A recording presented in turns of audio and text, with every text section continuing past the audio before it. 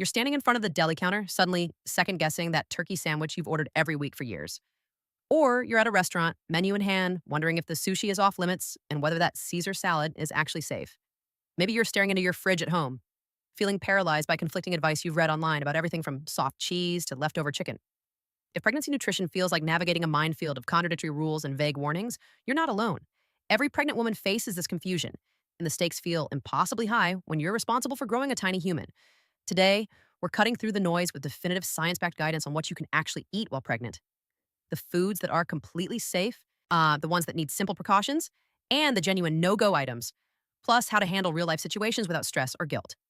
If this sounds helpful, subscribe now so you don't miss future videos on pregnancy health and wellness. Here's the relief you need to hear first. Most foods are completely safe during pregnancy.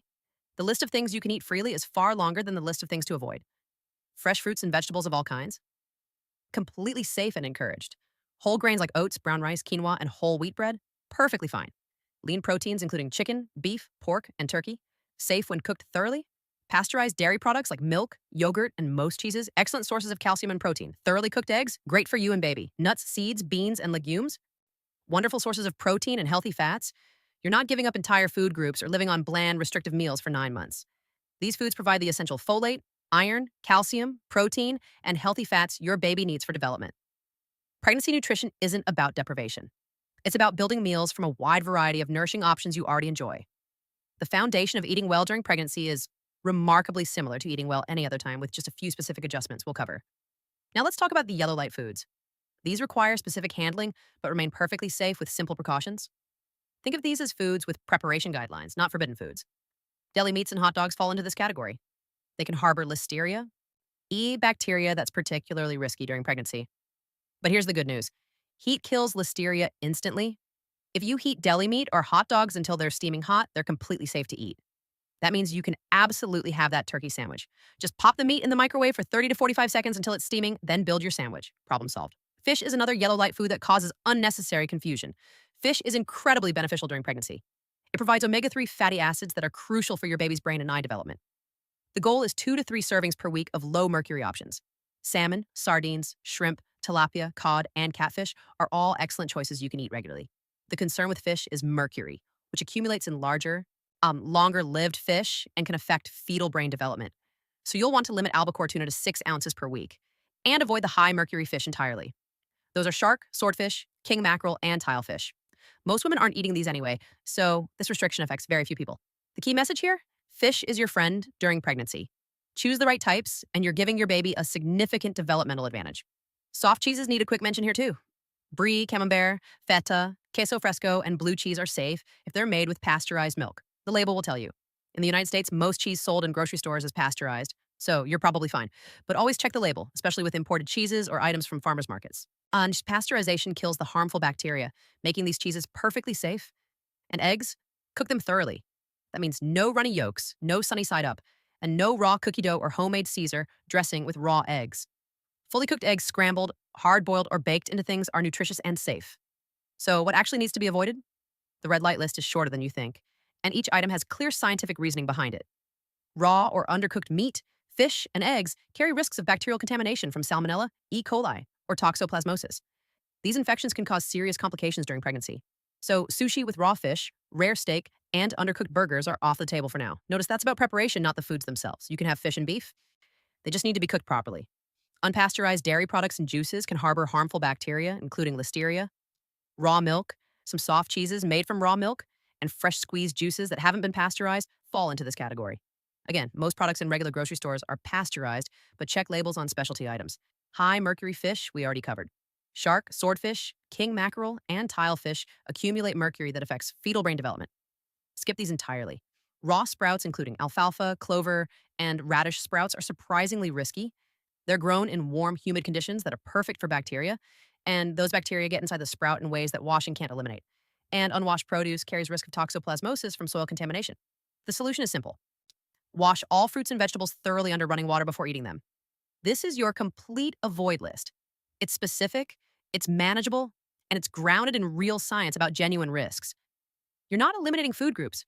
You're making informed adjustments to food preparation and avoiding a handful of specific high-risk items. Let's address caffeine and alcohol because these cause significant anxiety. Caffeine under 200 milligrams daily is considered safe by major medical organizations, including the American College of Obstetricians and Gynecologists. 200 milligrams is roughly one 12-ounce cup of coffee or 2 to 3 cups of tea. Some women choose less or none for their own peace of mind, and that's completely valid. But if you're staying under that 200 milligram threshold, you're within established safety guidelines. Track your intake across all sources. Coffee, tea, soda, chocolate, and energy drinks all contain caffeine. Alcohol is different. No amount of alcohol has been proven safe during pregnancy. The research consistently points toward abstinence because alcohol crosses the placenta and can affect fetal development. But if you had drinks before knowing you were pregnant, here's important perspective. The all or nothing effect means that early exposure before implantation, which happens about 1 to 2 weeks after conception, typically doesn't cause harm. The embryo isn't yet sharing your blood supply. Once you know you're pregnant, stop drinking. But don't carry guilt about what happened before you knew. Moving forward with clarity matters more than guilt about the past. Now, for the real world part. You're not eating every meal at home from perfectly controlled ingredients. You're going to restaurants. You're attending social events. You need strategies that work in actual life. At restaurants, you have every right to ask questions. Ask how items are prepared. Request that your burger be cooked well done, your chicken be thoroughly cooked, and your eggs be cooked hard. Confirm that cheeses on salads or in dishes are pasteurized. Most restaurants are happy to accommodate. Skip raw fish, including sushi and ceviche, and avoid eggs that come out runny. Caesar salad is typically fine if made with pasteurized eggs or commercial dressing, but ask to be sure. Salad bars and buffets pose temperature control risks. Food sitting at improper temperatures can allow bacteria to grow. When possible, opt for freshly prepared items rather than buffet-style service. And at social gatherings, you don't owe anyone detailed explanations. Have your strategies ready. I'm not feeling well works for declining alcohol without announcing your pregnancy early. Choosing cooked sushi rolls, vegetarian options, or simply saying you're being cautious with certain foods handles most situations without drama. Your health and your baby's health come first. Anyone who pressures you about food choices isn't someone whose opinion you need to prioritize. Your nutritional needs aren't static throughout pregnancy. They shift as your baby develops. In the first trimester, folate is absolutely critical. You need 400 to 800 micrograms daily for neural tube development. That means leafy greens like spinach and kale, fortified cereals, citrus fruits, and beans. Most prenatal vitamins contain folate, but food sources matter too.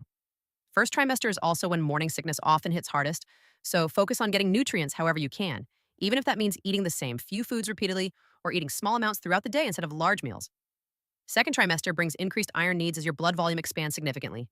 You're literally making more blood to support your growing baby and placenta. Lean red meat, beans, fortified grains, and dark leafy greens provide iron. Pair iron-rich foods with vitamin C sources like citrus or tomatoes to enhance absorption. Many women need iron supplements during this phase, so talk with your healthcare provider about whether supplementation makes sense for you. Third trimester demands more calcium and DHA. Your baby's bones are hardening and brain growth accelerates. Dairy products, fortified plant milks, leafy greens, and fortified orange juice provide calcium. Aim for about 1,000 milligrams daily from food and supplements combined. For DHA, fatty fish like salmon, walnuts, chia seeds, and fortified eggs are excellent sources. This omega-3 fatty acid supports brain and eye development right up until birth. Your needs evolve with each phase rather than following rigid rules for 9 straight months. Focus shifts as your baby grows. Here's the permission you need to hear. Perfect eating is impossible and unnecessary. You will have days when you miss key nutrients. You will occasionally eat processed food. You will have cravings that don't align with ideal nutrition. None of this will harm your baby. What matters is the overall pattern, not any single meal or even any single day. Your body is remarkably good at prioritizing your baby's nutritional needs. If you're eating a reasonably varied diet most of the time, you're doing exactly what you need to do. What genuinely protects you and your baby are food safety fundamentals. These matter more than stressing over every ingredient. Wash all produce thoroughly under running water before eating or cooking. Cook proteins to proper temperatures. That's 165 degrees Fahrenheit for poultry, 145 degrees for fish, and 160 degrees for ground meat. Use a food thermometer if you're uncertain. Refrigerate leftovers within 2 hours of cooking. Bacteria multiply rapidly at room temperature, and when in doubt, throw it out. If something smells off, looks questionable, or has been sitting too long, don't risk it. These practical habits create real safety. You're protecting your baby through informed choices, not perfect choices. You now have a clear framework for thinking about food during pregnancy. The green light foods you can eat freely and should build your meals around. The yellow light foods that need specific preparation but are perfectly safe with simple precautions. And the short red light list of genuine risks to avoid entirely. You know the scientific reasoning behind these guidelines. You understand how to handle restaurants and social situations. You're aware of trimester-specific priorities and how your needs shift. And most importantly, you have permission to be imperfect while still doing everything that truly matters for your health and your baby's development. This isn't about restriction. It's about empowerment through knowledge. You're capable of making these decisions confidently every single day. You're nourishing yourself and growing a human being, and you're doing it well. Trust yourself. Trust the guidance that's backed by real science, and give yourself grace for the moments when things aren't perfect. Your baby is getting exactly what they need because you care enough to be informed and thoughtful about your choices. That's what good enough looks like, and good enough is actually excellent.